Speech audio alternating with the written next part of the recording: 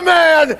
You gotta beat the man. And I'm saying, woo! You're talking to the Rolex wearing, diamond ring wearing, wheeling dealing, limousine riding, jet flying, son of a gun.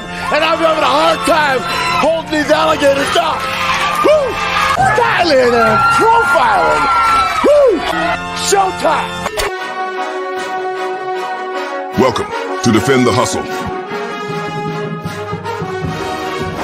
Buffalo always keeps it a buck. I can guarantee you most of the audience is gonna agree with me before they agree with you. Lock in, because Buffalo is about to crack your cranium and fertilize your brain. Go ahead and right here, right now. You go ahead. subscribe and share now. Hey everyone, welcome back to another episode of Defend the Hustle. Our special guest tonight is TJ Lovelady.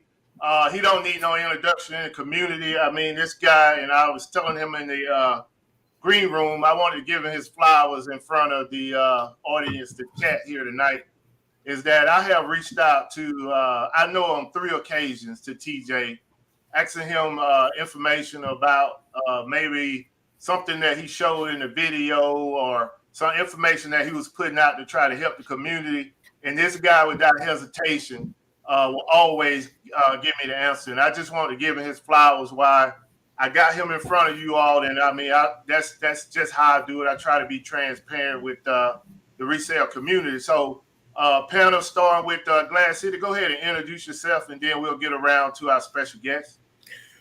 Chris, one part of the Glass City Pickers. What's going on to all y'all people on this Good Friday? Blessed to be here with y'all. Thanks for our guests coming out with us to hang out. Part-time reseller, full-time everything, anything. How you want to get it, we going to get it. How you want to do it, we going to do it. But God bless.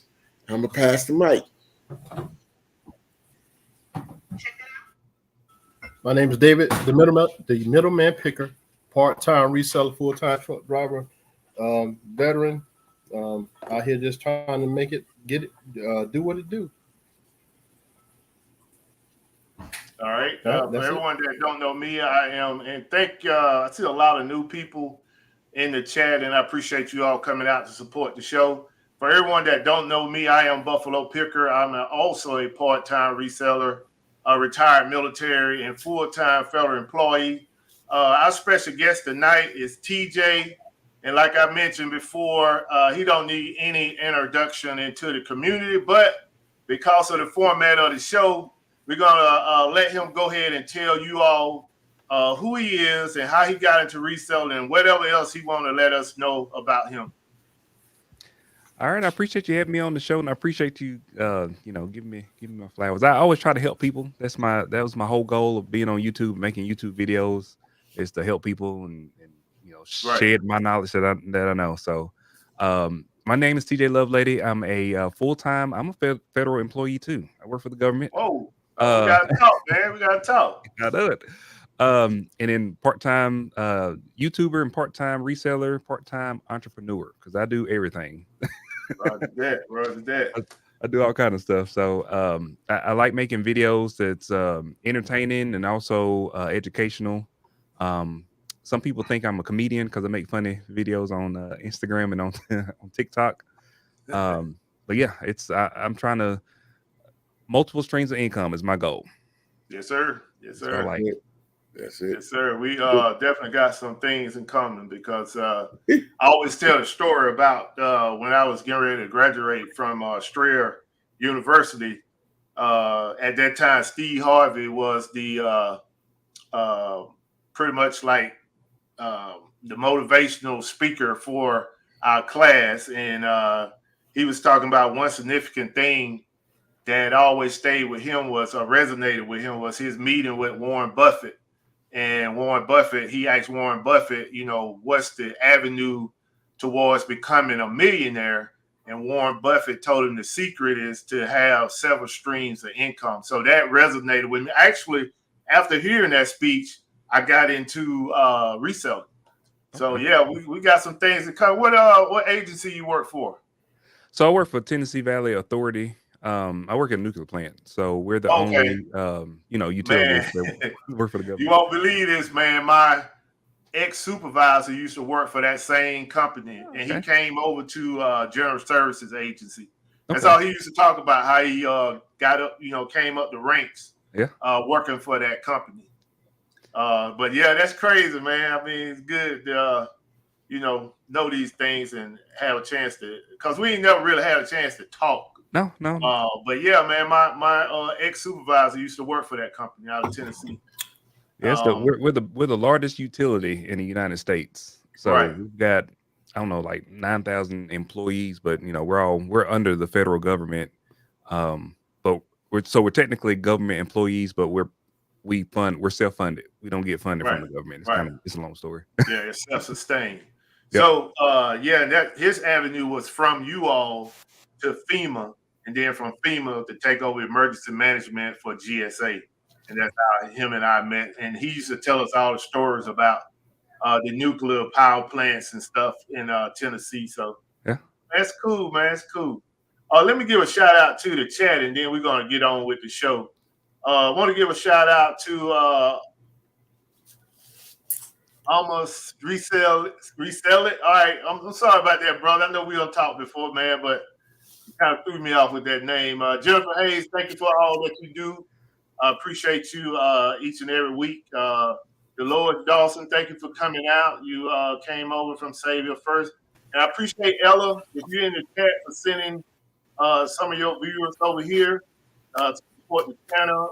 Robin Bye, thank you for coming out. Catherine, thank you for coming out. Janice M, thank you for coming out. Roni, thank you for coming out. Melinda, I hope you enjoyed I think it's the same Melinda that I sent the gift to. I'm not 100%. Gigs, thank you for coming out. Angela, Isaac, I guess that's how you pronounce that. Thank you for coming out. Lori, thank you for coming out. Oso, I can't pronounce your first name. Thank you for coming out.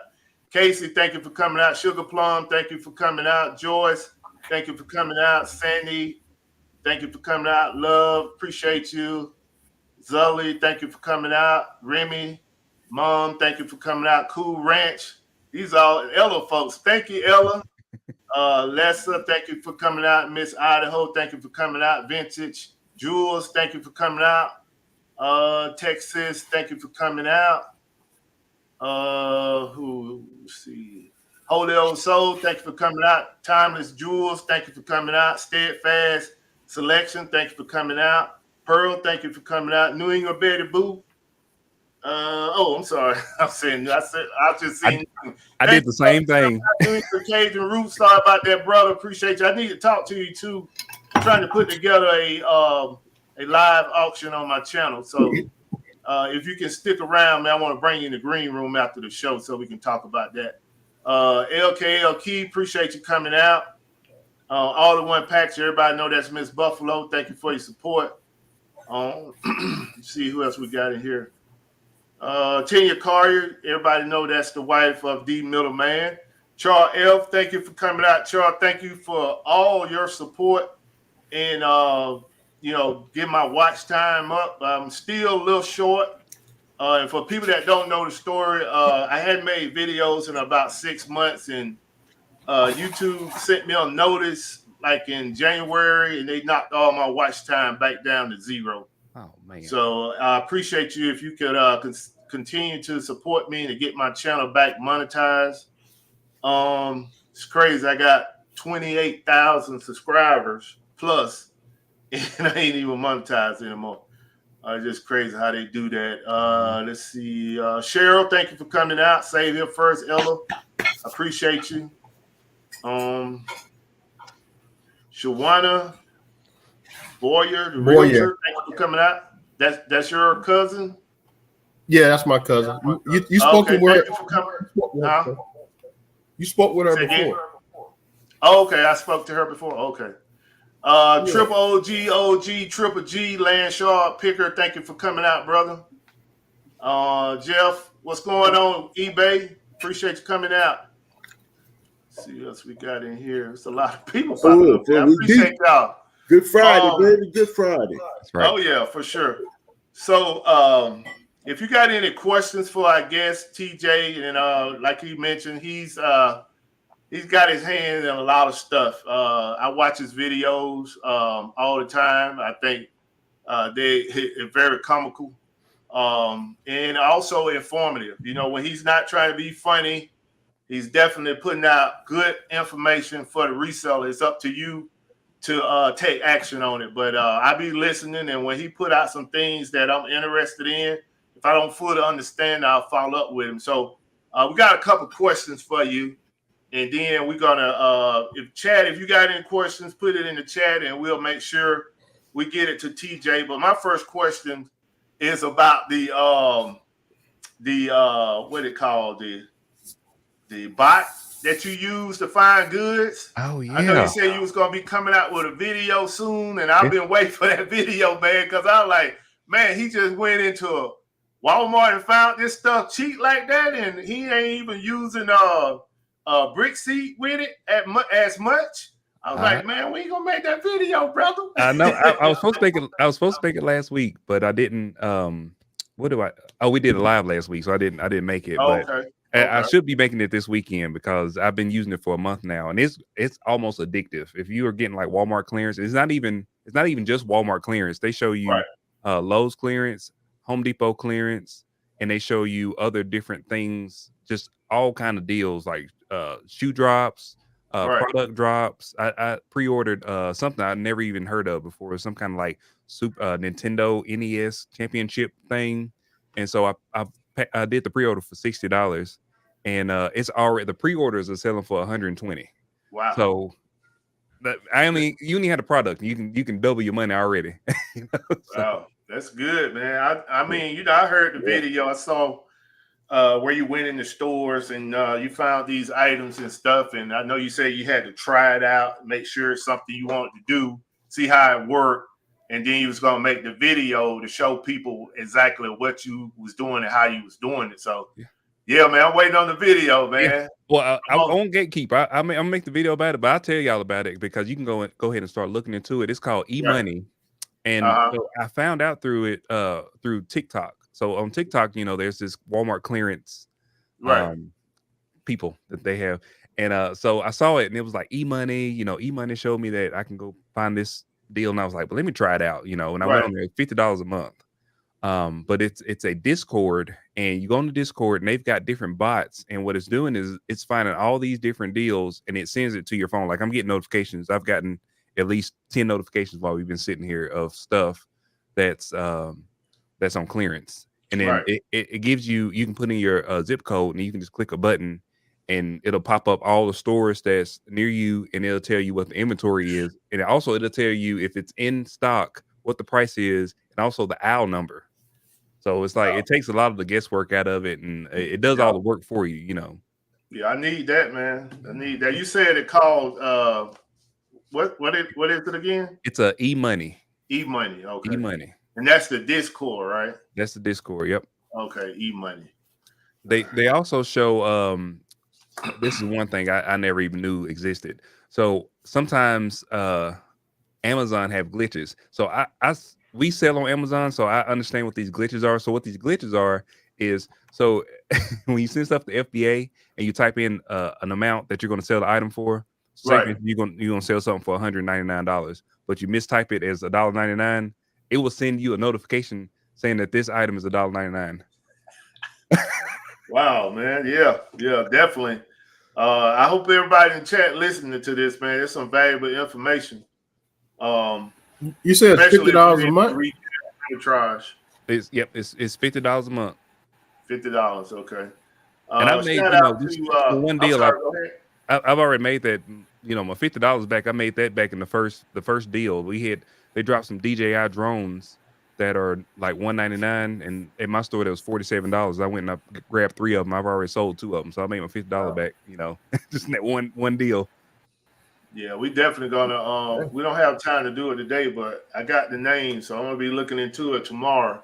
And I'm gonna be looking forward to that video coming out as well. Yeah. Give a shout out to Regina Michelle. Thank you for coming through, Regina. And Resell Daddy, what's going on, brother?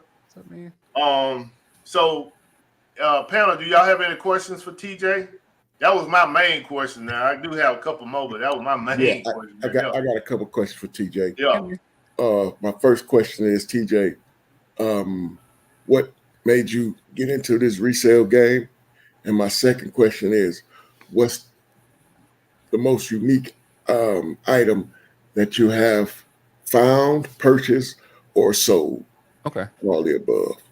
Okay, so the way that we got into reselling, it was kind of weird. So I'm not going to like a whole bunch of detail, but me and my sister, we started this business and we didn't know what business it was going to be. And I'll go ahead and say it. Both our parents passed away, and they kind of left us some money, and we was like, well, we want to do something like in their legacy. So we started the business, and at first we were going to do like property flips. So we was going to like buy and sell some property and stuff like that, because April was a realtor, Right. and so we had this money. We set this LLC up, and we had this money set aside. We was going to start this business. And one day I saw this guy. His name is Random Frank P, and he had some boxes, some pallets that he had bought.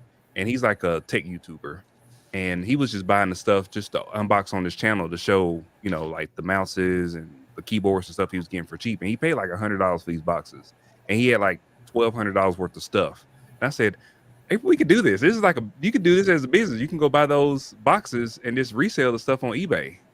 And we did it. We went and we bought a pallet. We found a pallet shop that was like 10 minutes away from my house. I didn't realize it was even a pallet shop there. And when we got our first pallet in, it was we paid $200 for it, and it was a bunch of Home Depot lights. It was literally $3,000 worth of brand new Home Depot lights that we had. And we didn't know how to sell them because I sold on eBay before, but eBay, you know how eBay is. Sometimes you can't get the price that you want to get for brand new items, brand new sealed items. Yeah. So we looked into FBA, and we started sending the lights in the FBA, and we made like $2,500 off this $200 purchase, that we did. And the reason we started making the YouTube videos was because when we made that very first video, A&E reached out to us and said that they was going to be making a TV show, and they was interested in us being on this TV show. So they said, well, can you make some more videos, showing you and your sister together? And I was like, sure, we'll make a whole channel showing it. So that's where the pallet jacking birthed from us making those videos to potentially be on this TV show. And then let's see, the most unique item. I think back in the day, we was talking about this before we got on, was during COVID, there was this resurgence of mystery boxes. So you could buy like a mystery box for $250, and it will have $2,000 worth of product in it, like electronics, just crazy stuff. We was getting like G-Shock watches, all kind of stuff in these boxes. And we was doing one of our unboxings, and we opened up this box, and it was just a brown box. I didn't even know what it was. And when we opened it up, there was a headset. It looked like just like a little headset that goes around your ear, and it had like a little cord with it, and it had like a little pack with it. And I was like, well, that's, I kind of discounted it. I said, this is nothing, this crap. That thing was like a $700 brand new seal. It was sealed when I opened it. I had to unseal it. Aviation earpiece. So it was like an earpiece for a pilot. And it was brand new. We sold it on Amazon for $600. That was like one of the most kind of unique things that we found, where it was something I would have probably just thrown away. I would have said, this ain't nothing. Right. Look, I scanned it. Shit, that was a good lick there, boy. Yeah. Where did you find the telescope that you was taking the photos with? The one I take the universes or the galaxies. Yeah, man. It's called a C-Star S50.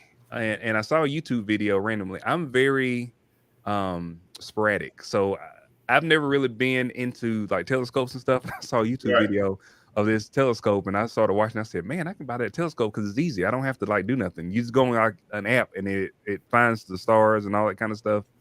But yeah, I ordered from cstar.com. Yeah, my son was watching that one with me, and he was like, man, what kind of telescope is that?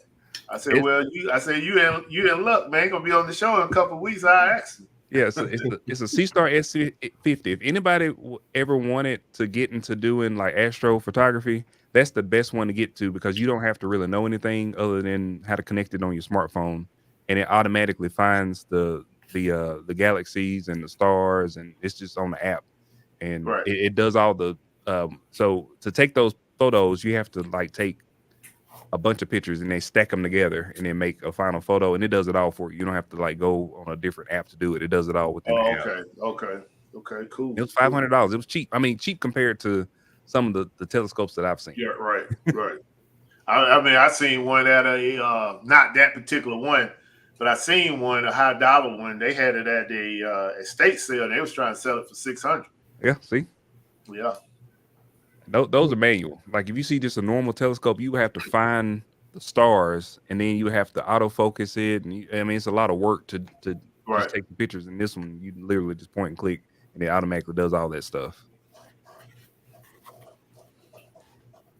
All right, middleman. So TJ, what if you want? Which go ahead. So which site that you prefer to sell on? Was it Amazon, eBay, Mercari, or you just strictly Amazon and eBay? No, we move from platform to platform, man. Sometimes we're like fully in on Amazon. We're sending everything to Amazon. We're sourcing strictly for Amazon, and then we'll switch over to eBay. So eBay's kind of been our base. So we're always selling stuff on eBay. But then we may send some stuff to Amazon every now and again. But now we're on this Whatnot kick. So now we're sourcing everything for Whatnot, and we're doing all these Whatnot shows. So our base is we always got stuff. We're always selling on eBay. But Whatnot could be a game changer. If you source strictly for Whatnot, it could be a game changer. We made quite a bit of money on Whatnot with stuff that we could not move on eBay. You know, of course you got to price it right. You got to build a following. You know, it's another platform. It's almost like a social media platform, really. Do any of y'all sell on Whatnot? I haven't in over a year. Do. Okay. Well, I've been. What? Oh, go ahead. Go ahead. No, go ahead.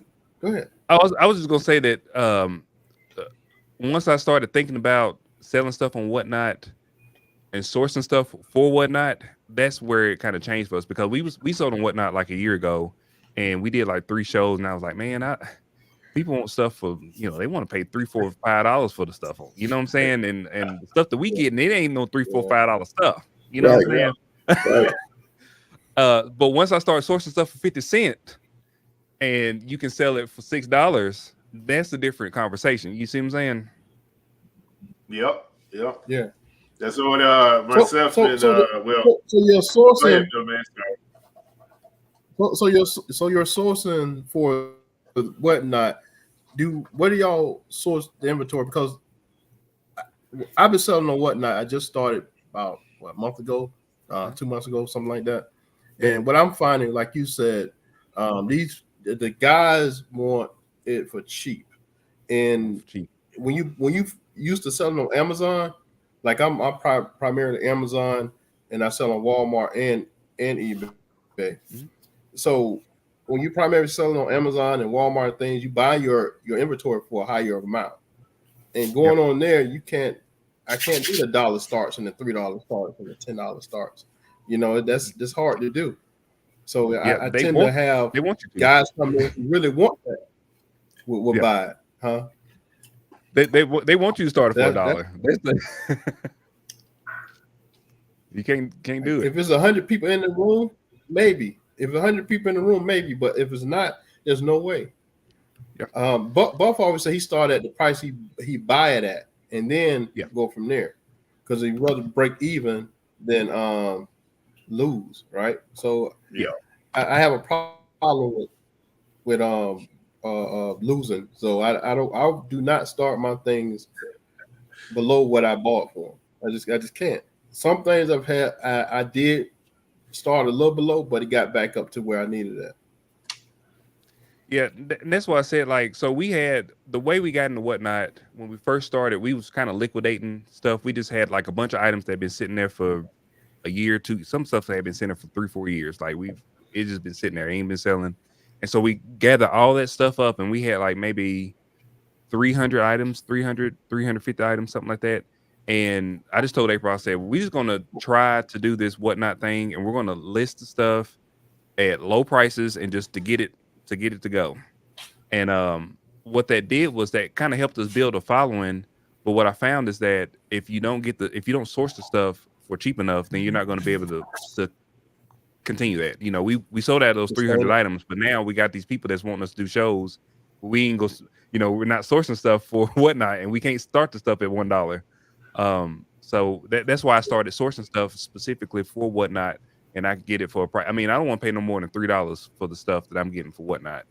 And they're good items. I mean, they're brand new items, but I'm specifically trying to get new items for $3 or less. Until we get to a time where we can start a show and have 100 people in the show. What I will say is what kind of has helped us is that some of the people that we know that sell and whatnot has large followings, and they get us in these raid trains. Yeah. And raid trains are the best way to get actual buyers that's going to pay the real price for the items. So what a lot of people that comes in the shows, they're resellers, so they want to buy stuff at reselling prices so they can resell it, you know. And you can't, you know, you both can't be resellers because now you bought it for a reselling price, and then they want to buy it for a reselling price, and it doesn't work out. Right. So what I found with these raid trains is that we get, every time we do a raid train, we always get new people in that are actual buyers, and they come to our later shows. So we may have to throw in a couple items where we're going to be losing money, you know, like loss leaders or whatever it is. And then those people come back to the next show and they'll start paying what we really want to, you know, the money we really want to get for the items, because we're getting more people into our shows. So those sports bras that you picked up at Walmart, what was the starting price on those? $5. I paid 50 cents for them. I started them $5. Yeah. So we sold enough sports bras that I paid for all the sports bras that I bought, which was a lot. Were they moving though for $5? Yeah. People buying them because they're $16 brand new, and they're brand new with tags. Right. So and so I didn't run those in the auction. I put those in a buy it now. Oh, okay. Yeah. So there's certain things that I put in the buy it now, and I price them at a low enough price to where people, if they're not necessarily interested in the stuff that we're running in the auction, they'll go in to buy it now just to buy stuff. You know, they'll shop in to buy it now. So I always keep at least like 75 items in the buy it now where people can go in there and shop stuff. And it's most of the stuff that's in the buy it now is stuff that I've got from clearance for cheap, you know. Yeah, that's a good strategy right there. Yeah. Because I think. So what category do you sell at? So what category do you sell in or whatnot? So we started when we first got in. We was in the electronic category. So we had a bunch of electronics. So we was like, well, we can source stuff from the bin store, which the bin store back then was $5 per item. So I was thinking we can get electronics. We can start them at $7, and we'll at least make our money back on those items. Electronics sell very well on whatnot. So our first electronic show that we had, I think that we ended that show making about $1,200 on that first electronic show. All electronics. We had like 100 electronics in that show. But the problem is that wasn't sustainable for the bin store that we have at our local bin store, because our local bin store, they don't always have really good electronics that I can source for $5 a piece, you know. So it was good while it lasted, but now we do we'll do garage sale, quote unquote garage sale shows. So basically you can sell anything. It's just whatever you got is garage sale. And then sometimes we'll do electronic shows. If we get enough, we'll build up enough stuff to have a show. I try to target like 50 items, you know, to run for about an hour or hour and a half. And then we'll do clothing. So those are the main threes. We'll do garage sales, electronics, or a clothing show. Okay. So you don't have to be in one category. Garage sales is popular. I know the garage sale one is popular. Yeah, the garage sale is like what they call like an emerging category. So what I found with the emerging category, so back when we was doing the electronics, that was the emerging category. That's why they brought us in to do electronics, whatnot did. And it was an emerging category. And that's why we had a lot of buyers, because they was pushing those electronic shows. So now they're pushing the garage sale shows, you know. So people that are doing garage sale shows are getting a lot of people, because whatnot is pushing those shows to the, you know, to the front page. Now you know what I'm seeing now? The flea market shows. I see people doing flea markets now. They don't going even to buy the the flea stuff. markets and selling off the tables. They go to the flea market. They ain't even bought the stuff. They just got the camera up there showing the stuff, Yep. selling stuff, which is crazy to And they're me. selling it. Yeah, and they're selling it right off the table. I know. I went to a Nashville reseller meetup a couple weeks ago, and literally we did that. I was there with the Nashville Flippers, and he started up the whatnot and was selling stuff off the table at the flea market, and people buying the stuff. Yeah, It's crazy. That's why I said it can be a game changer, whatnot, if you source specifically for whatnot. Because I'm seeing people that's buying stuff they've got large followings now, so they can go live at any time and get 50, 60 people in their show. But they're buying stuff and selling the stuff the same day. They're getting loads of stuff and then starting up a whatnot at 7:00 and selling out all the stuff they bought that same day. So it could be a game changer. Hey, y'all can go ahead, man. I'm trying to find this giveaway button on here. Oh, Chris, you got any more questions? So TJ, when you and your sister started, I know it's like a what happened? Yeah, Chris was muted. I know it's like a rush, because when I first started on Amazon, and I got that first $700 on Amazon, it was like, oh man, this is for real. Let's go, Yeah. But after a while, after a few years, it started wearing down. You know what I mean? When did y'all have y'all reached that point of which it got kind of what word is that? Tiresome? Not tiresome, but has it got to a point in which y'all had to restart all over again? Say again? It's a burnout. Burnout. That's the word I'm looking for. Yeah, burnout, because I got burnt out after a while. Yeah, it's so sometimes I get burnt out just the thought of, because it's a grind, right? I mean, you buy stuff, you list it, people buy it, and then now you got to go back and buy more stuff, right? It ain't like you can just buy a bunch of stuff and then you good for a month. Like you got to keep doing it, So sometimes the thought of that kind of bother it makes me feel burnout, because I'm like, oh man, it's another Thursday. So I work Monday through Thursday normally. And so Friday, I got to go out source Friday and Saturday. And then I got to list stuff on Sunday, and I sometimes do whatnot show. It's like it's never ending, right? You have to keep on going. Yeah. So yeah, I've definitely had that. And I've had it where we went on like 2 months hiatus where we don't list anything, and the sales are minimal. But we have a store, so we have overhead, right? So we gotta pay rent at the store, we gotta pay the light bill and all that stuff. So we have to keep buying stuff to keep selling stuff, and sometimes it does give me a little bit of burnout. So when I do get burnout, what I try to do is I try to switch it up, and I get on these kicks. So like right now I'm on a Walmart kick, but before I was on a bin store kick, and then I went on like a thrift store. I was on a thrift store kick. So I try to switch it up the way I source stuff, and that way it keeps it kind of fresh to me. Like right now on this Walmart clearance thing, probably like a year and a half ago, I was heavy duty in the Walmart clearance. Then I stopped doing it. I didn't do Walmart clearance to just now, like the last month. And so now it's fun to me again. I try to keep it, switch it up a little bit to keep it fun. Right. Because nobody wants. Hey, let me give a shout out. Shout out to Kent.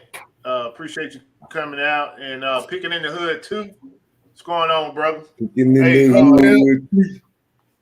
TJ, you had something else to finish up? No, that was it. I was just, it's just something you got to just keep it switch it up every now and again. Right.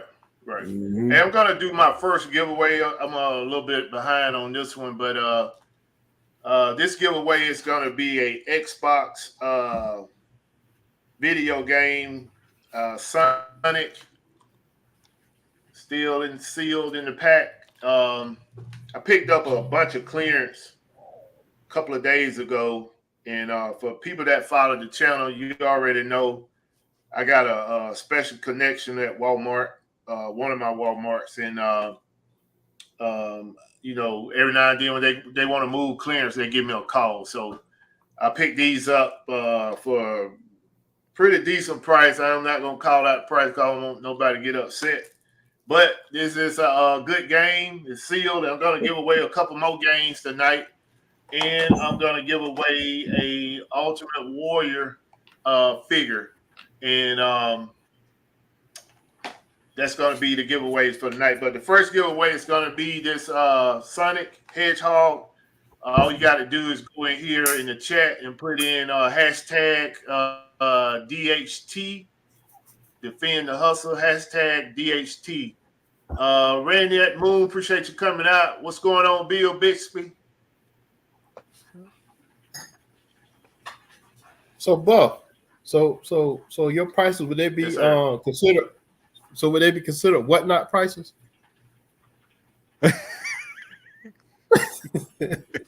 That you picked them up? Yeah, some quite a bit of it would be. But like TJ said, I ain't really trying to sell it at no whatnot prices. Price. You know what I mean? So yeah, a lot of this stuff is whatnot. I could sell on whatnot for what I paid for it, but I'm trying to maximize the profit right now. So if you're interested in this video game, go ahead and type in the chat hashtag DHT. Hey TJ, so did whatnot reach out to you? Because I've noticed they're starting to reach out to more resellers or YouTube resellers. Did they reach out to you? So if they have like an emerging category, they'll have a person like a representative, and most time it's a reseller, or an influencer, as you can call it. So the person that was the electronic lead reached out to us, but we had already put our application in. We was already going to sell it anyway, but he reached out to us and was like, hey, they want to get y'all in doing electronics, and I told him, I was like, well, we already got an application in, so just as long as you can get it approved, we'll go ahead and start selling. But they have reached out for different things like giveaways. Like they want us to do a PlayStation 5 giveaway on our show. So sometimes you'll see they'll have whatnot sponsored giveaways. Like they'll give people stuff, they'll give sellers stuff to give away in their show. Sometimes they'll sponsor the whole show, which means they'll get the money to buy stuff for the show to sell and whatnot. Okay. Yeah, because I know a lot of more resellers are YouTube resellers. They're I guess they're giving them, as they say, quote unquote, a bag to come in and do shows. Yeah. Yeah, no, because a lot of them guys are starting out $1, and I know that some of the stuff they're getting, even at the yard sales, they're getting way more than they get. Well, they're buying them for less than that. Yeah. Well, for more than that, they're buying them for more than $1. Yeah. Those ones are sponsored. Like they'll sponsor the whole show, meaning that they'll buy all the stuff and then they can sell it. They'll do dollar stars. They have stipulations. I wouldn't be opposed. Hold on, TJ. Okay. Hey, Buff, you got the chat over TJ's face. Oh, my bad. Thank y'all for letting me know. I was looking at Cheryl. Nice. Talking to Cheryl. Go ahead. I'm sorry. I didn't mean to interrupt. I know they need to see your face. You're not Cheryl, so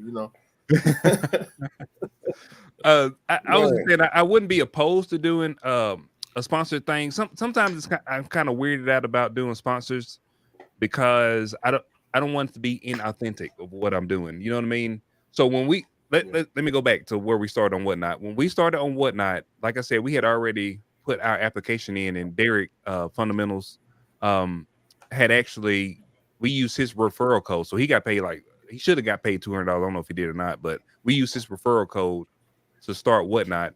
And we didn't tell anybody. We didn't even announce it on our channel. I didn't put it on Instagram. I wanted to have an authentic experience of coming on Whatnot to see if you could be a new person and build a following. So our first 3 shows, we never did advertising. We just did them. We just, start on Whatnot, scheduled the shows and just did the shows. What I did notice is that the first 2 shows that we did, Whatnot promoted those shows. And I don't know I guess it was just because we was a new seller, you know, I think they just kind of have like new sellers that promote your shows just to kind of get you in there, because our first show we did was toys. And like I said, back then we didn't know about the shipping. We didn't know about, you know, how much people was going to pay for stuff. You know, we didn't know how to price anything. We actually sold out of most of our toys on that very first show. And then we gained a bunch of followers. I think the first show we gained maybe 150 followers just on that first show. And but I didn't want it to be like, okay, we're gonna post it on our YouTube channels, and then we get all these people coming in that's been watching us for years, and they come and support our shows and they want to buy stuff. It would have been a not so authentic experience, you know. And especially when I tell people about Whatnot, I want people to know that we started basically like everybody else will start. If you don't have a social media following, you know, you can get on there and you can build a following. It takes time. It does take time, and you're gonna have to lose some money to do it. You know, unless you just have really great stuff, and a lot of it. A lot of it, yeah.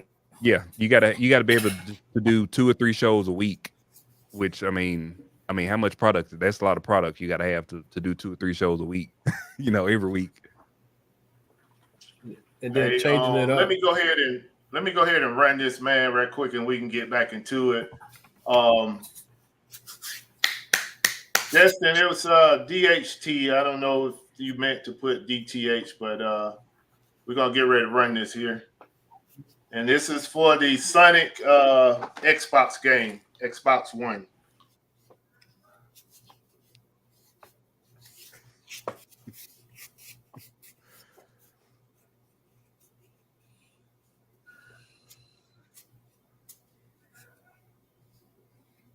All right. Congratulations, LKL Key. Congratulations, brother. Congratulations. Hey. All right. So, middleman, sound like you need to have a consultation with TJ or Whatnot, man. We're gonna go ahead and move on. Yeah. I ain't sponsored. I'm not sponsored. We're gonna go ahead. Congratulations, LKL Key. Yeah, I got your information on Instagram. Definitely. We're gonna go ahead and get into the topic. This is so give you all the backstory. It's a YouTuber. I never heard of him until I saw the video. His name is Zach Rios, and he kind of lit the reselling world on fire. Basically saying some things out loud that we may think, but we don't, you know, we just refuse to put that kind of stuff on YouTube. But he ruffled some fellows. I mean, a lot of stuff, and I can be blunt with it. A lot of stuff he said, I tend to agree with it. But, you know, I think I would have left out some of the names. I wouldn't just specifically called anybody out, whether I was saying something good or bad about him. I was just, you know, say what I had to say without putting in the reseller names and stuff. But this guy kind of cut up his video, try to take away some of the things that I thought was important. And I'm going to play that for you all tonight on the Reseller 411. And then we're going to have an open discussion. Hopefully some people in the chat get involved so I can post your comment and give us some additional comments to talk about. So let's go ahead and get it started.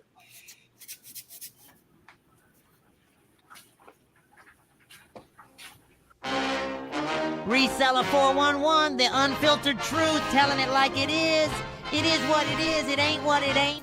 So in the last video I made, it seems like some people enjoyed the honesty of reselling items online, especially watching other YouTubers make videos about what they do. And I thought I'd make a dedicated video in this going over everything, just because I know with a lot of the bigger reseller channels, it's partially actually making money off of the items that they're showing that they're reselling, but then on top of it is content, which is kind of entertainment at the same time. And once you get into that territory, it kind of becomes more of just being like popular and happy and showing all the scores that they get, you know, big money deals. They're clearly going to find the biggest channels first because they're going to get recommended first. They're going to find J-Ride, they're going to find Tech and Sports, they're going to find like the picker channels like Homeschool Picker, all the people who get a lot of views because a lot of their content shows you know, huge hits and really large amounts of money that they're making. And I'm not saying any of these YouTubers are liars or like faking their views or sales or anything. They're not. A lot of beginner resellers who would watch them could just think that they could replicate it wherever they are in the country, and that's really just not the case. It seems like if you live in Utah, you should just become a reseller, because the inventory that you could find at their Goodwills or their Deseret Industries, whatever their thrift stores are, it's just like unbelievable inventory. There's no way. I don't think you can find anywhere else as good in the country. I think there's a similar case in the Texas area. I've seen Dallas Fort Worth seem like, I don't know, it seems like you get really, really good inventory. Just a lot of really good clothing items. I would assume then also in Austin is a really booming area. Tons of places in Florida as well, because you have, I mean, there's no real nice way to put it, but you got a lot of old people there who end up retiring and dying there. There's nonstop estate sales where you could get all these super old vintage items because they've literally been there for 40 years. And if you know what you're doing, you could just sell it to more people online. Tons of flea markets. I mean, that's where Tekken Sports makes his videos, showing that he goes to random like flea markets super early in the morning on Saturday and makes $1,000. It makes $2,000. Like, all the time. And again, I'm not saying anything bad about him. He's legitimately doing that, but you're not going to be able to find that kind of inventory all over the country. If you've seen my videos, I currently live in North Carolina. I moved from New Jersey. A lot of the people that you're going to see on YouTube are outlier resellers. I don't know what the percentage is. I mean, like the top like 5% of resellers, where you see them, you know, big sales, you know, record-breaking weeks, record-breaking years, all of that. And there's a reason why I call them outliers, because most likely somebody who's just getting into reselling, you're just not going to become that. And okay, so I definitely did not expect my video to get the amount of traction it did. There were a few people that were not happy about me talking about Tekken Sports at all. I don't really know why. If you watch the video, I wasn't trying to expose any of the YouTubers at all. I was just talking about him because he makes videos going out to flea markets and finding amazing. All right, so I purposely put that little piece in at the end because I think he was a little condescending when he said he wasn't purposely trying to say anything about Tekken Sports. I mean, you got to know, if you're in the resale business for 6 months or I would say 90 days, you would at least know Tekken Sports, because this guy been around for so long.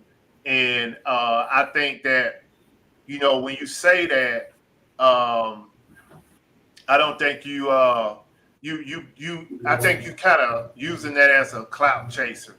Now, like I said in the beginning, this is his viewpoint.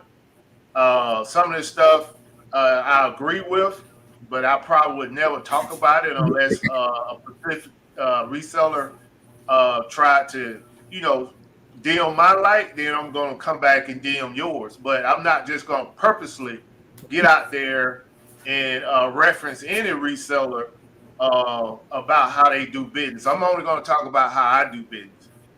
So that's just my little piece right there. Anybody else got anything you want to add? And then I may just kind of close it out at the end. Yeah, it's kind of, I think YouTubers get a bad rap because, you know, you make videos and you kind of have to pander to get views. Some people do. I'm gonna say everybody does. I'm saying some people pander to get views, and YouTube creates a atmosphere where you have to pander to get views, right? You know, you have to put the big numbers on your thumbnail to get clicks. You know, that's just kind of how it works. Right. And I think that any YouTuber, or probably most YouTubers, and I can only speak for myself, I have been guilty of doing that before, like picking the one thing that's going to get people to click on the video to watch it. Now, what you see in the video is going to be authentic, right? That's what happened. This is what happened. This is what I sold for. This is what I bought it for. This is what I found at clearance. Because I get a lot of flack and comments about, well, how you find all this stuff at the Walmart clearance? And I'm like, first of all, the area that I live in, we have, I think, 17 Walmarts that I can go to, like within 30 minutes. So if you live in a town where you don't have 2 Walmarts, obviously you're not going to have as many opportunities as I'm going to have to go find Walmart clearance. Also, at one point in time, we had 5 liquidation bin stores. We have 2 or 3 pallet shops that are within 20 minutes away from my house. So where we live at, we have a lot of opportunities to go out and buy stuff. And sometimes we get really good stuff. But I think as being a YouTuber, people look at that like, oh, okay, you just posting that just to get clicks and views. And it's not that. It's that we're posting it to share our story. Of course, yes, we want to get clicks and views because that's the whole point, right? But you know, it's just sometimes YouTubers get a bad rap. But also on the other token, there are people that do kind of inflate what they're getting and what they're doing, you know. And some people are professional YouTubers. They're not resellers, really. They're just YouTubers that just so happen to be in the reselling game to, you know, to get the views, and they got the views, so they have to resell stuff to continue that storyline of them being a reseller. You know what I mean? Right. Yeah, I agree, Cheryl, with the statement. I kind of like cut up the video because it was too long for this show. But if anybody in the chat want to go and see those videos, there's plenty of them out there because a whole lot of people bounced off of that video and made their own deconstruction of his video. I even seen, and it relate to what you were saying, I even seen some resellers that the first statement the guy made, they was all over him because all they heard was one trigger word and they just went off on him. So like I said in the beginning, I pretty much agree with a lot of stuff he said.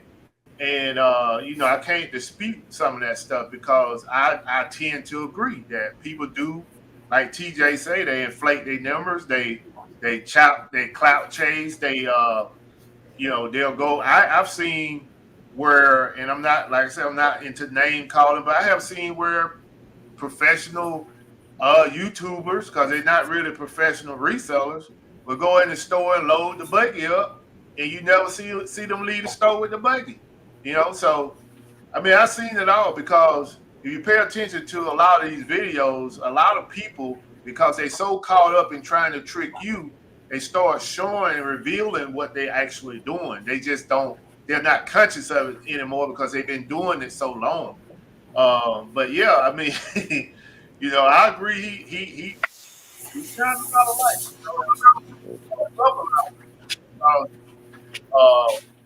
So, like Middleman and myself, we talked about this video briefly, and you got some people out here that, you know, I would say subconsciously worship some of these resellers because of their success. And you know, I can speak on that too, but I'm not. But Middleman, you got some input? Yeah, I think he purposely used these big channels. He brought their names up, like Tekken, homeschooling. People love them. You know what I mean? And Tekken is proven. So if he bring those names up, people are gonna flock to his channel. And one of those videos he put, he said he had 200,000 impressions. He purposely did what he did. People don't look at that. He's not really bashing them. He's saying his opinion of it. You know what I mean? Right. If you listen to that whole video, he's not bashing them. He just giving his opinion, but he know what he's doing. You know, so I believe a lot of them is I've known some that has bought things and well, I've seen them buy things, check out, go to the car, come back and bring that stuff back. And some of them bring it back before the 30-day thing if you don't sell it within that. And you hear some YouTubers have said they've done that. Then you also got YouTubers who say on their channels that they're strictly going to be more YouTubing than reselling. So it's, you know, you can't tell a person what to do in their life. If they feel like they want to be a part-time reseller, you know, and a full-time YouTuber and put their experience on there, that's their you know, their channel. They do whatever they want on their channel. You can't critique them or say that they're wrong for doing that. You see what I'm saying? So when I saw that video, I was like, well, he's not really bashing them. He's doing it deliberately to get more views on his, but also at the same time, he knows somebody was gonna use response videos because that's what they started doing. You know, if a big YouTuber, one of the big YouTubers say anything about him, guess what? Everybody gonna go watch the video. You know what I mean? So he to me, he's smart at what he did. Yeah. But you know, you still can't. everybody's different. Everybody's different. I would never tell you how to run your business or what you need to source. Yeah, there is states that's better than others. Yeah, and like we said some shows ago, that source what's in your state, what's around you, whatever your state is known for, or whatever is abundant in your state, source it, because 9 times out of 10 is not in other states. You know what I mean? Like for us, Walt Disney is big here. You know, I'm not saying go Walt Disney, SeaWorld, and all of that is big here. People from around the world look for those merchandise. So Right. you source where you live at. Don't worry about what everybody else. But I feel he did that for a reason, and look what happened. His channel probably grew in the last 10 days. His channel probably grew in the last 10 days. He put himself out there to get cooked. It's funny because he's accusing people of making doing stuff for views, but he literally did that for views. I mean, that's, even if it was subconsciously, even if it wasn't even, he was thinking about like, okay, I'm gonna make this video and I know I'm putting these people's names in and I'm gonna get views. He still did that. That's what he did. And YouTube will make you do some crazy things, because especially if you are posting stuff and you're not getting a lot of traction, YouTube has this weird way about making you feel like you need to feed the beast and do something to spark something in your channel. You know what I mean? And you know, he was smart. I mean, because I've seen other channels do the same thing, you know, and they get a bunch of views, they get a bunch of followers, you know, even if it's negative, you know, anything that's controversial, people love controversy. The platforms love controversy. And look what Tekken did. Tekken used that same title that he used and put in his video. What that's gonna do to his? You know what I mean? That was smart to me. Yeah. You know what I mean? Yeah, now you got Tekken. It was brilliant. It was brilliant, man. That it's what I did discover from going into the comment section of the first video. It was a lot of people passionate about Tekken sports, man. I mean, these people, he said everybody more, you know, most of the people wasn't offended, but from what I seen, there were some people in there offended. Now, they was a little polite with the choice words they used, but they was offended. You could tell. You read it, you know, you read enough of them, you could tell, because it was over 400 something comments on that first video. And some of them people was a little passionate. And then you watch a couple of the debunk videos or deconstruct videos that they made. It was some people going in just based off of some stuff. But I agree with Shara as well. And her statement she made is that the video, he was smart with it, because he did put these big resellers in there that he knew was going to get him some friction. But at the same time, he tried to make it seem like he looking out for the new reseller. You know, so it was pretty smooth how he did it, man. But gaslighting them was what he was doing. And then he did a second video to talk about the other video. You know, so he knew what he was doing. If he didn't know it's like what he was doing, he would never. The second video pretty smooth too, because at the beginning of that video, he tried to make it seem like he was walking some of the stuff back. But as he got into the video, he started saying, like what we're saying now, is that you got the people out there making the fake videos and, you know, the thumbnails to get you in and all this kind of stuff. So, you know, he kind of waffled on that last video. But, I mean, like I said, you know, it's brilliant. It's a good move. I can't hate on him, because, you know, that's like TJ said, that's what YouTube want. You know, they want the traffic, and he brought the traffic. And what I found, you know, I have a Facebook channel, so I posted stuff on Facebook, and what I found is that anything that's controversial will go viral. If you cause enough controversy, then the social media loves it. YouTube, Facebook, Instagram, they love it. They'll push it to. I've had it reach, you know, hundreds of thousands, millions of people, just because I posted something that was controversial, you know. And he knew that when he made this video, it was going to be controversial. It's like saying, well, I ain't want to say nothing. You know, I ain't gonna call nobody out, but I'm gonna let y'all know what I'm thinking. Yeah, Like, you know what I'm saying? exactly. Yeah, Exactly. but here's the names you need to see. It's the conversation that you have at the in the back room. He brought it out to the public. Yeah. But yeah, and same with TJ was saying too as well. I made a video, thumbnail, put on thumbnail that I quit reselling, and that's probably like my second highest viewed video. And I had people putting in the chat like, hit me up on DM me on Instagram like, man, you quit for real? I'm like, did you watch the whole video? No, they didn't. They clicked on it to see where you was failing at. So that's what they did. They clicked on it. They want to see where you failed, what you did wrong. They don't. But if you post a video saying, "Hey, this is my best week ever," they ain't gonna click on that. You know what I'm saying? They want to see the negative. Yeah. They want to see you fail.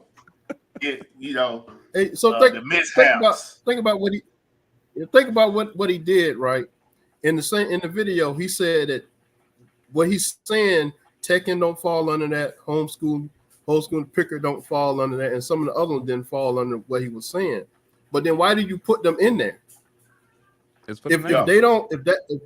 that stuff don't relate to them, then why do you bring in their name in there? Yeah. You see what I'm saying? It was, if you listen to like that first part, it was basically being a little passive aggressive with them with their name usage. Saying, well, I'm not talking about him because they show what they do. Well, why even bring them up in this type of conversation? Because they ain't misleading the new reseller. They telling what they do. So why would you even throw him into the conversation? But we all we already covered that. We know what's going on. And I mean, like I said, it was smart of him. It was smart for him to come up with that concept because it moved a lot of people to watch the video. And we still talking about it. Impressions. Yeah. It's probably higher than that now. I'm gonna say one thing that me and April try to do is show people that we've done it multiple times. We've actually started an eBay store from scratch, and we basically say, okay, we're gonna start the eBay store from scratch just to let y'all know what our experience was with starting a brand new eBay store. And just so happened, I don't know if it was just through the product that we had or whatever it was, but that store, we was able to make $1,000 in 30 days on that store, and I was like, I feel like people would think that, oh, you just making that up for a video. And I'm like, no, this is what we actually did that. I'm not just telling you this just to make it up. I'm saying this is what our experience was right now in 2000. I think we made that in 2022. I was like, anybody can start, you just have to have the drive and the passion to do it. And it takes a lot of work. It's not easy. It ain't easy going out to these stores and to these places and buying this stuff and finding it and researching and haggling. And I mean, it's a lot of work that's on it. I would never want to do it just to make videos because that wouldn't be fun to me. Just to have to go out to go source stuff just to make a video does not sound like something that I would want to do. You know what I mean? Right. But, and the other thing I would say, one of the things I definitely kind of, I won't say fully disagree, but somewhat disagree with when he was trying to compare the different states to, the state that he's in. Like, well, if you're in Utah, you should automatically be a reseller because they got so much stuff out there. If you're in Florida, everything is so easy to find because everybody go there to retire and die and stuff like that. And I'm like, bro, that same stuff that you talking about is in your state, but you ain't networking or getting with people to find it. You can't, this business right here, and like I said, I don't even know the guy. I just watched that one video because it popped up on my feed. But in this business right here, you can't do this in a hole. You got to get out and meet people and network and find out what other people know that you don't know. Mm-hmm. I thought when I first started reselling, I stayed in the shadows. I was like, man, I'm making money. I ain't telling nobody about this. And then I go to an Amazon meetup and I see all these people in there got way more knowledge than me. And I was like, it was awakening, man. I was like, man, I thought I had some, Yeah. But yeah, man, I mean, instead of making the video saying, well, this person got this and that person got that and that state got that, reach out to them people, man. You know who they are. You calling them out on your video. Reach out to them in network. Yeah. Instead of calling them out on the video, now when you reach out to them, they probably don't even want to deal with you. Yeah.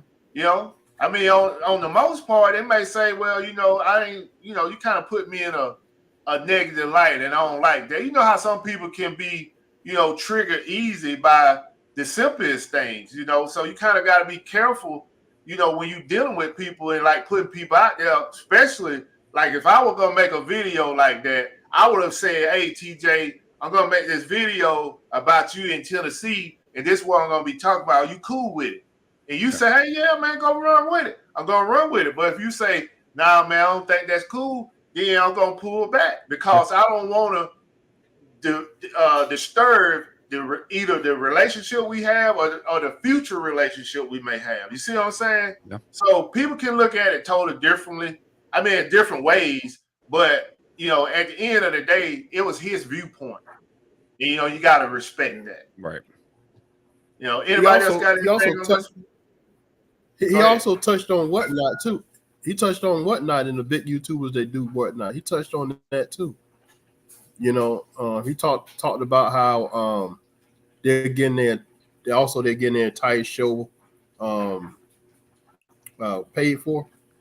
Yeah. Oh. You know, and they was buying stuff for low and coming in and giving it to their followers because they got large followers. He spoke about that too. You know what I mean? I mean, that's just business right there, man. Yeah, yeah. So that's just business. He said if you can afford to do that, you know what I mean? My thing is, talking about different sponsors. I don't be worrying about like what other people got going. I don't watch. If you don't watch the show, I don't watch the show. There's certain people's shows, there's certain people YouTube channels that I don't watch. I just don't. You know, I don't agree with how they do their business, or maybe I don't agree with the things that they say. I just don't watch them. You know what I'm saying? So I don't even know what they're doing. You know, it's kind of like one of those things where you think about, man, I know of a lot of people's shows that have been sponsored, but it's not like me being like, oh, that person right there, they getting their show sponsored. I'm not getting my show sponsored. Why am I not getting my show sponsors? I don't care what they, they got going on, what kind of business deals that they've, they've curated, because it's a business. It's all business. It's all business. It's all business. At the end of the day. Yeah. It's all business. What's going on from the middle? Shout out to Derek. Yeah, Hump Day Hangout on Wednesday nights. If you're available and you're new in the chat, make sure you check out their channel. I don't cuss. He cussing out today, man. We was talking about the hot YouTube video out there for the resellers if you haven't checked it out, check him out. His name is Zach Rios. That's his channel. He's talking about what YouTube resellers don't tell, I guess their viewers or whatever, or the new resellers. I just thought it was an interesting topic tonight because a lot of resellers had something to say about that. Yeah, same here, man. I hadn't heard of him until today. Everybody heard of him now. He got 35,000 followers now. Already? Wow. Yeah. That dude, when I watched the video, he had, I think it was 3,000 and something. Wow. Well, hey, it worked. That's all it takes. It's that one video. Yeah, it worked. Let me go ahead and do another giveaway. I got the Battlefield 2042. This is an Xbox game as well. If you're interested in this game, go ahead and drop hashtag DTH in the chat.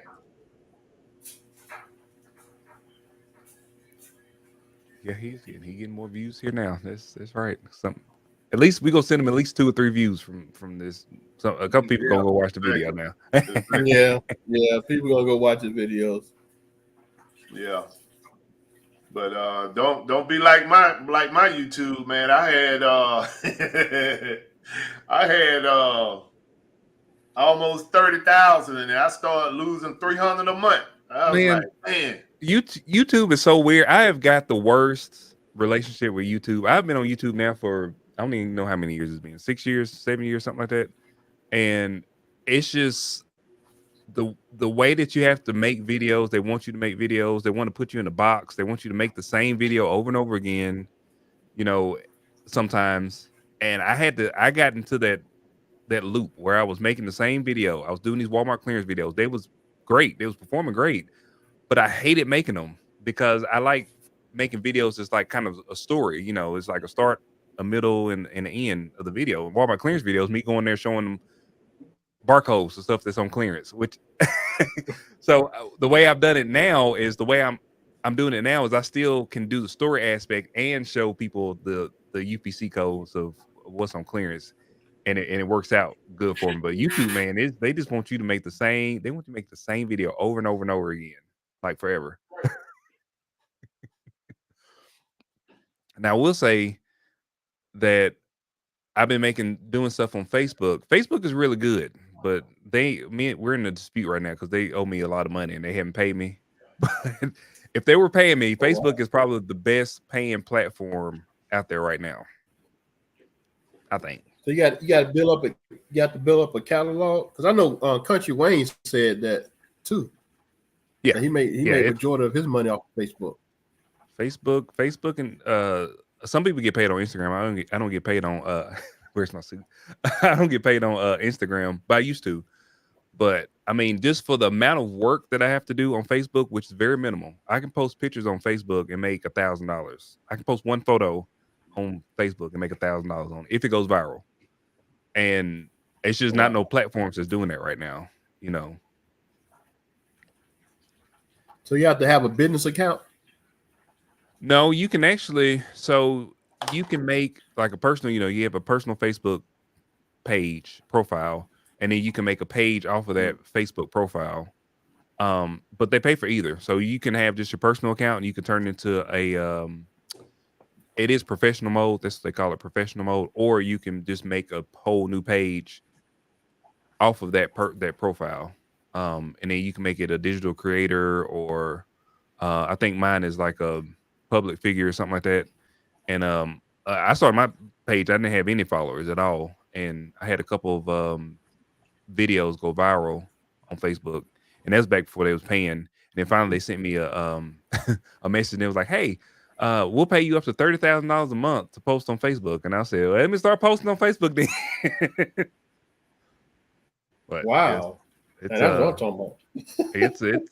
it's you can make, I've seen people make $10,000-$15,000 a month every month on Facebook. You know, you have to post a lot. You're posting like 5 or 6 times a day.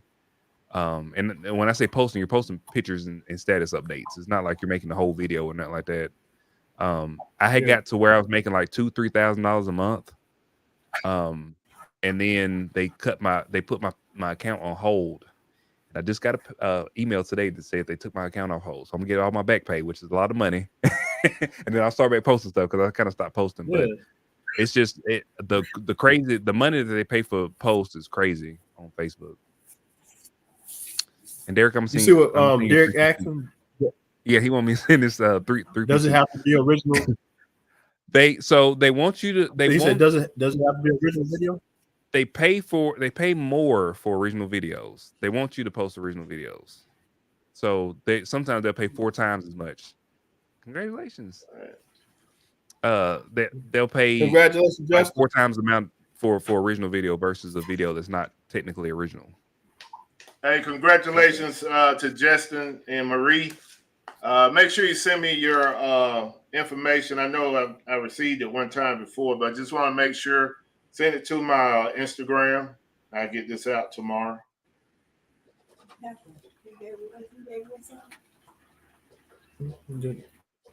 Yeah, I think that's another little video you need to make too, TJ. Because I've been trying to figure that out as well. Yeah. So let me tell you, I'm gonna give you just a little nugget right now. So when I started, before I was monetized on Facebook, what I was doing was I was taking my YouTube stuff and I was putting it on Facebook. And then you can't think about it like that. You have to create stuff specifically for Facebook. And you have to get out of the YouTube mindset, because the YouTube stuff, for some people it works. Or they'll bring their audience over from YouTube, so it works that way. Yeah. But if you start thinking about it for making content specifically for Facebook, and that's not just a horizontal video, that's making vertical videos, short videos, photos.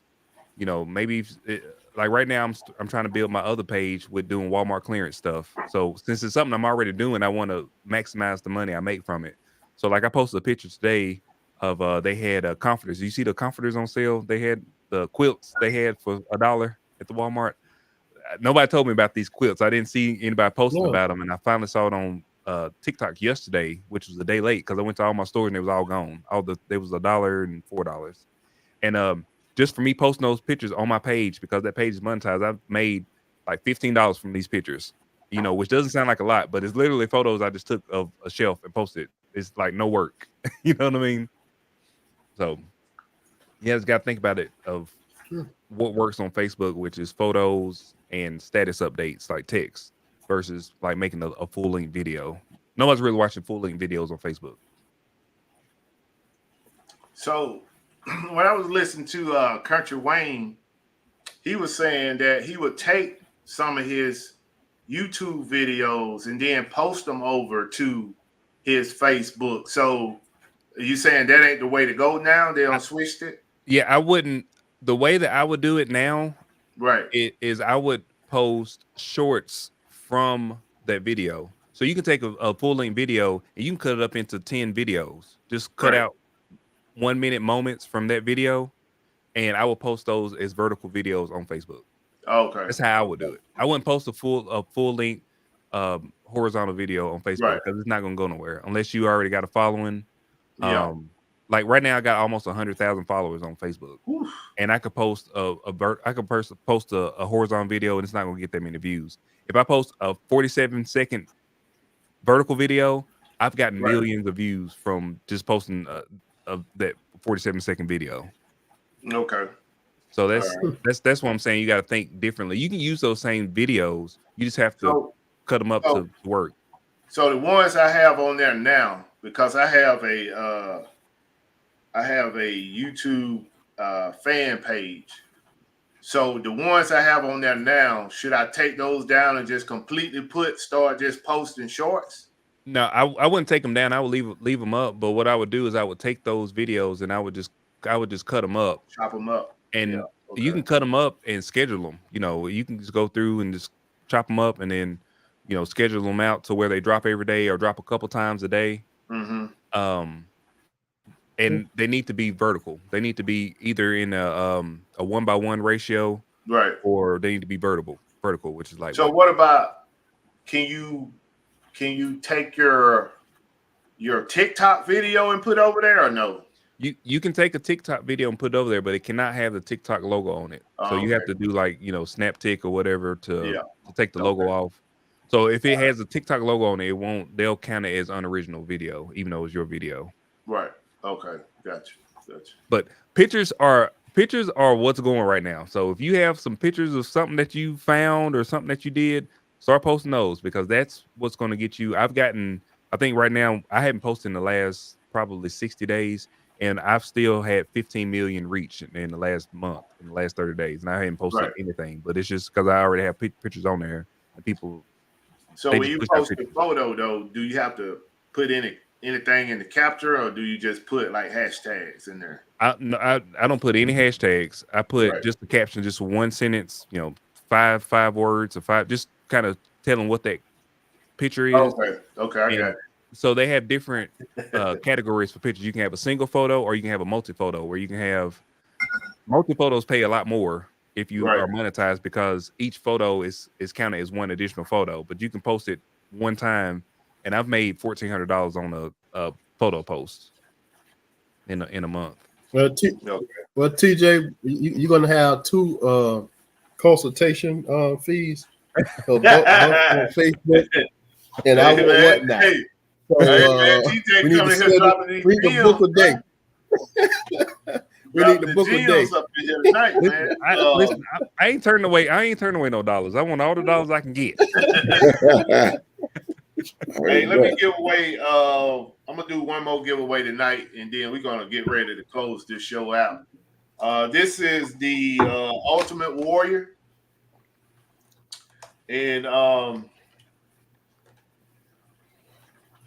yeah, I started to put these on what now. I got 12 of these, but I don't know. Like, I guess that was a good suggestion that you made, TJ, about the fact when you got multiples of items, you just put it in your store buy now. Yep. So that's probably what I do when I do my whatnot. Take the rest of these and just put them in there. And you got to tell people. You got to say, "Hey, I got stuff in the buy now. Go check out the buy now." Just keep telling them, and they'll do it. They'll eventually go over to the buy now and start buying stuff. Right. Okay, Marie. I appreciate it. I definitely get that out to you. We're gonna do one more giveaway, and then we're gonna go around the room to get ready to close this show out. Now, Marie, this one, it got a little ding in it right here, right below the Ultimate Warrior name. So, I try to send out all my stuff new condition, but this is the only blemish with it right here. So, when you get it, don't be surprised.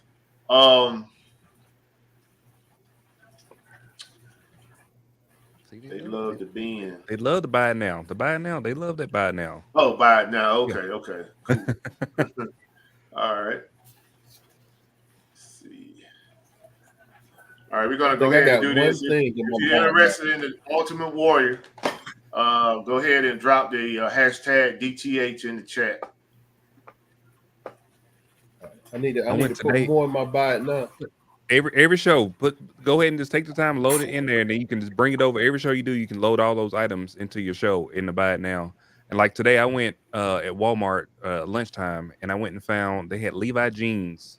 It was $2, and I went through the store and I found everyone those $2 jeans because those $2 jeans are like $28 jeans, but I can put them in buy it now for $10, and it's a win-win. They get the brand new with tag jeans for $10. I made a little bit of money. It's a win-win situation. Yeah, right. I ain't paid for $2. Resellers got a good deal. Yeah, I'm saying and the resellers get a good deal off of that. Yeah. So was that your first time going yard selling in Nashville area? I didn't go yard selling. I went to a flea market. That's my first time the flea market. Oh, okay. Yeah, flea market. That was my first time going to a flea market, and I actually wish I would have went yard selling because I've never been yard selling before ever. Right. Did you find any? I didn't get to see the video. Yeah, I seen the thumbnail, but I'm gonna check it out. Always try to support what you do. Appreciate that.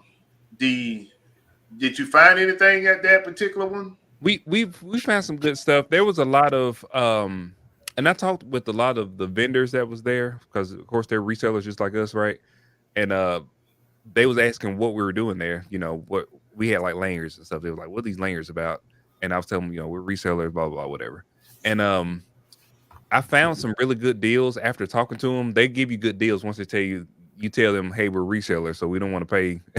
Right. You can give us a deal that's great. Right. We could buy a bunch of stuff.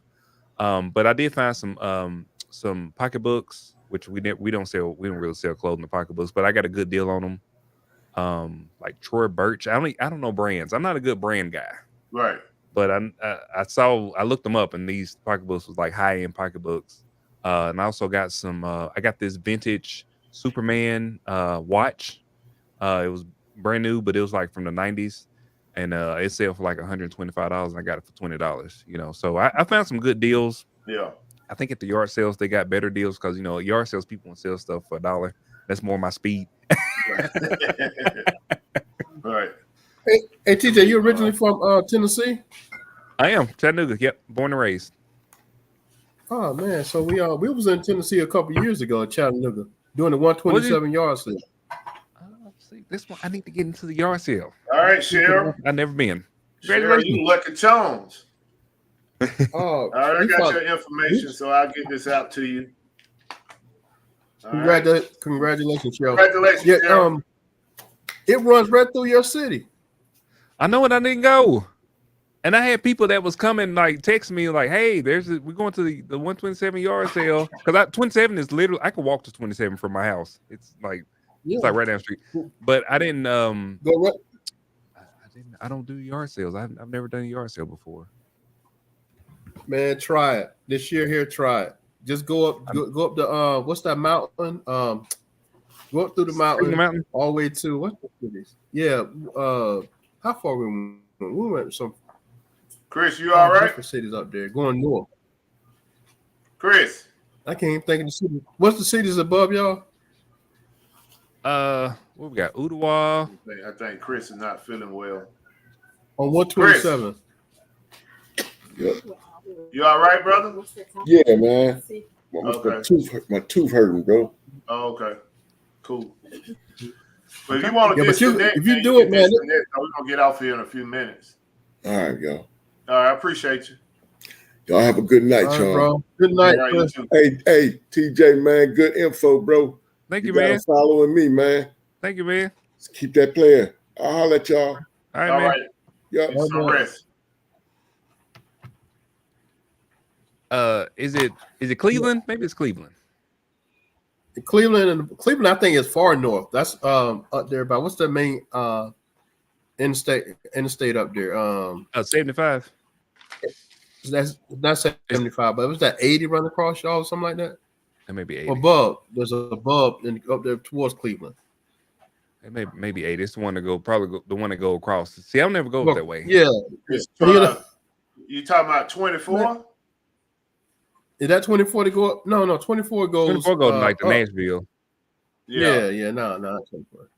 You so you it's you 24 and 75 in Chattanooga, right? Yeah, 75. That's the main interstate. 75. Yeah. I can't believe I ain't been yard selling. I'm not a good. So what I found out going into going to the flea market with people that do yard sales is I'm not a good negotiator. So whatever the price they tell me, I'm like, all right, I'm pulling out my money. They're like, no, ask like if they say $20, tell me you going to pay $15. I'm up there trying to pull the $20 out, trying to give it to them. They're like, no, you can't pay full price. Right. We found some good things in that flea market there in Chattanooga too, man. I know they sell stuff. They video games. I see it all the time on Facebook Marketplace where people just selling stuff for cheap. Like they don't know what they got. They don't sell on eBay. So they selling GameCube games. Like ones that Zelda GameCube games is like $100 something, and they give them away. I seen them give them away for free. Like literally just come get them. Wow. Hey, Johnny, Ella, both, if y'all still in the chat, click on that link and come into the green room after the show. I want to talk to you all about the auction.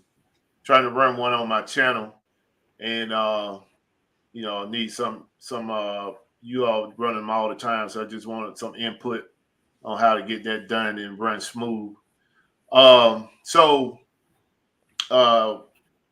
TJ, you got anything you want to plug or anything we need to know upcoming with you?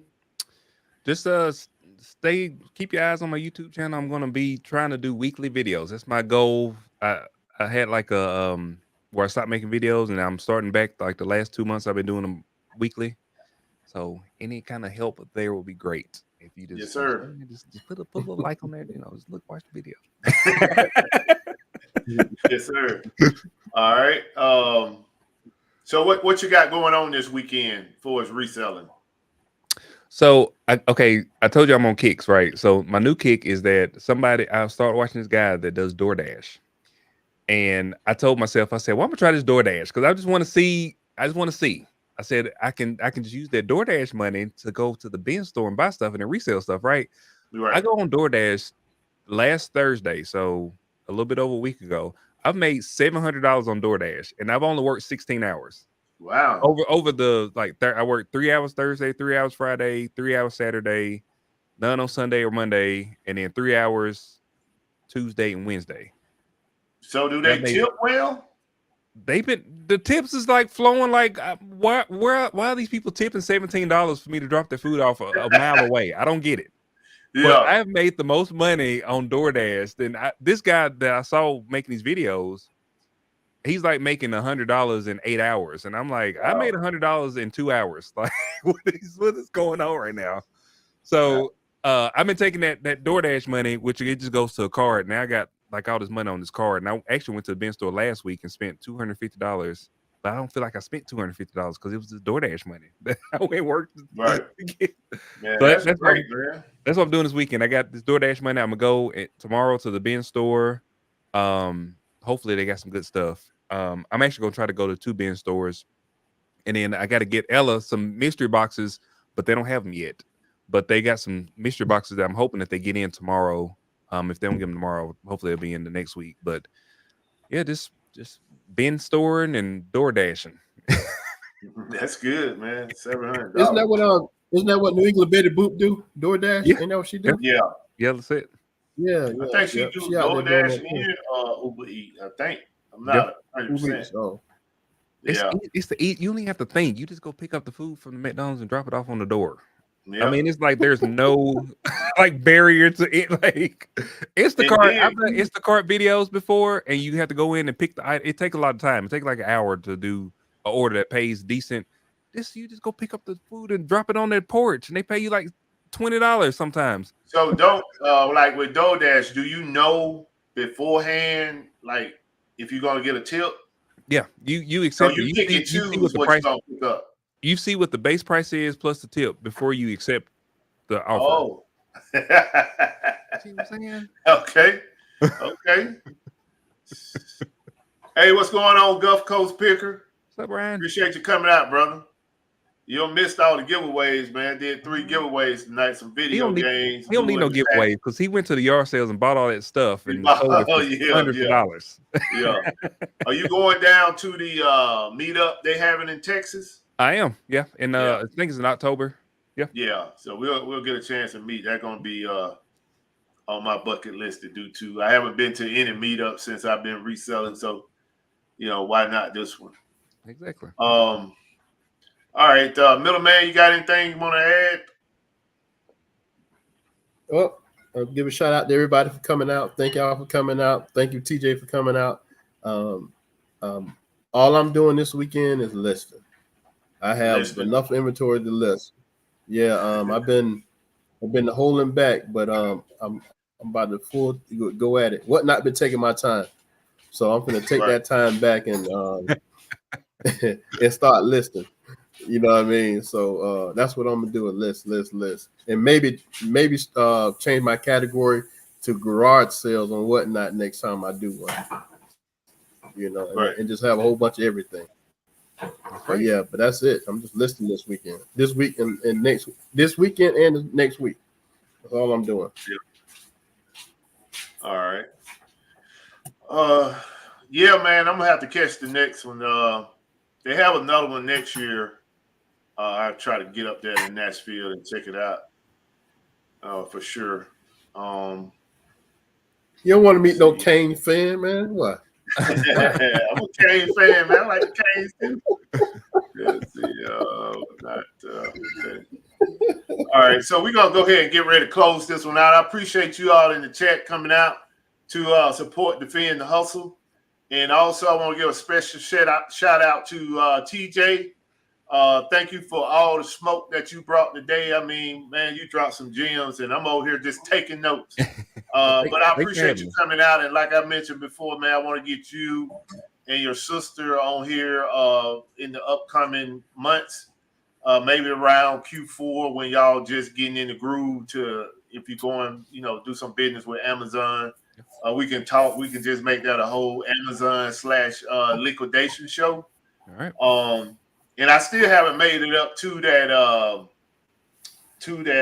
liquidation place that I asked you about, but I got it on my things to do. Definitely want to go up there and take a look. I'm going up to, in 2 weeks, I'm going up. I don't know if you know Dale Dog Treasure Hunter. He's been on the show a couple of times. He hadn't been on this year, but on my prior shows, he had came on, and I'm meeting him in 2 weeks. He got a 10,000 square foot warehouse up in Maryland.